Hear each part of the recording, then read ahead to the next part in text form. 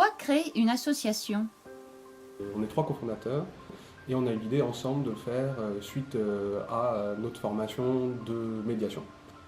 Parce que l'idée c'était de faire la promotion avant tout, c'est-à-dire que populariser cette pratique-là et offrir pour d'autres associations. Parce qu'on a tous des expériences, en tout cas les 3 cofondateurs, on a des expériences dans le milieu associatif chacun, qu'on est assez sensible par rapport aux problématiques qu'il peut y avoir en association. Et nous on voulait proposer ça parce que c'est nos compétences et c'est notre manière, on va dire, de faire du bénévolat aussi.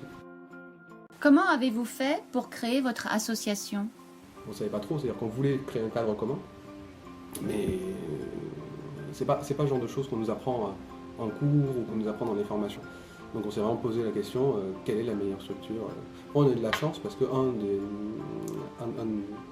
personnes qui a monté cette association, Alexandre Hosti, a fait un parcours en droit, donc il avait des compétences juridiques pour vraiment la rédaction des statuts. Ça c'est une étape assez importante.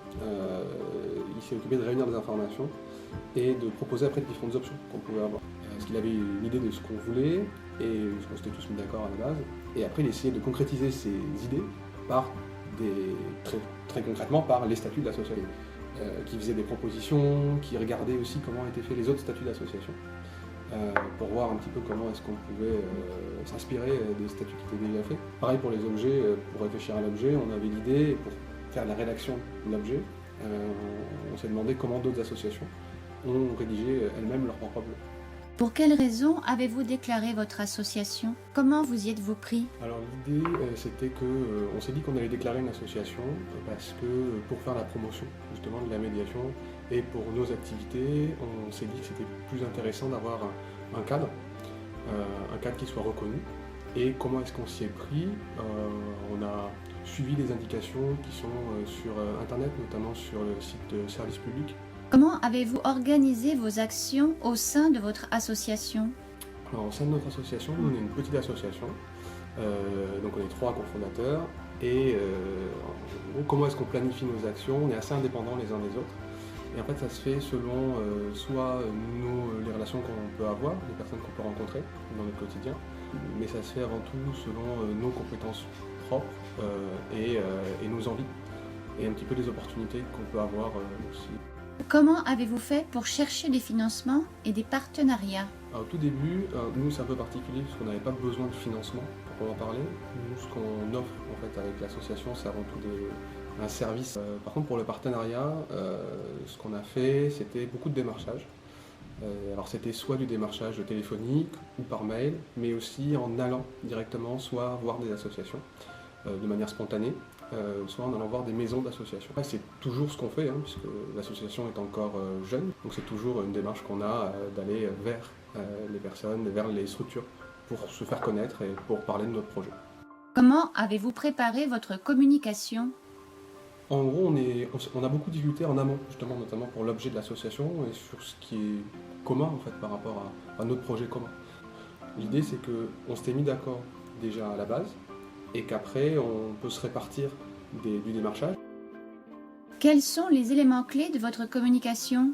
Les éléments clés, je dirais que le premier élément, ça reste le démarchage. Et après, l'autre élément, ça va être le site internet qu'on a créé. Elle fonctionne un petit peu comme une sorte de brochure en ligne où les personnes peuvent avoir davantage d'informations sur nos activités et après, les personnes ont les moyens de nous contacter. Un autre moyen de communication, je dirais que c'est à travers nos actions, et notamment à travers des formations qu'on peut donner en gestion de conflits. Et pour faire connaître ce service-là, c'est intéressant d'en parler lors de formations. Parce que comme ça, en plus, les personnes qui vont assister à ces formations-là voient nos compétences et peuvent ensuite plus facilement nous contacter pour justement les services qu'on propose dans notre association. Comment évaluez-vous vos actions et votre projet associatif? Nous, ce qu'on fait en général, c'est que dans le rapport d'activité annuel, on va établir des objectifs pour l'année qui suit. Et donc après, l'idée, c'est d'évaluer un petit peu l'année qui s'est écoulée en fonction des objectifs qu'on s'était fixés. Or, cette façon-là de procéder, elle peut s'avérer un peu inefficace dans notre cas parce que en fait, les projets qu'on va mener, ils vont aussi dépendre des personnes qu'on va rencontrer pendant l'année. Alors, exemple très précis, pendant cette année-là, on avait eu l'idée d'étendre un peu le démarchage à une population qui était les jeunes entrepreneurs.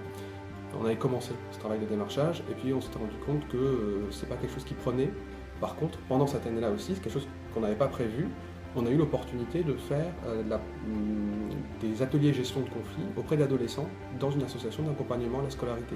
Et donc on a mené ce projet-là à la place de justement ce qu'on avait prévu. C'est pour ça que l'évaluation de l'action, elle se fait, c'est difficile d'évaluer l'action par rapport à quelque chose qu'on s'était dit à la base. Par contre, nous, ce qu'on fait en général, de manière très pragmatique, ça va être, vu qu'on fait beaucoup d'ateliers ou de formations, ça va être de proposer un formulaire aux personnes qui ont participé, avec notamment qui porte sur le contenu de ce qu'on aura pu transmettre et sur la qualité d'animation, pour qu'on puisse s'améliorer après dans nos actions.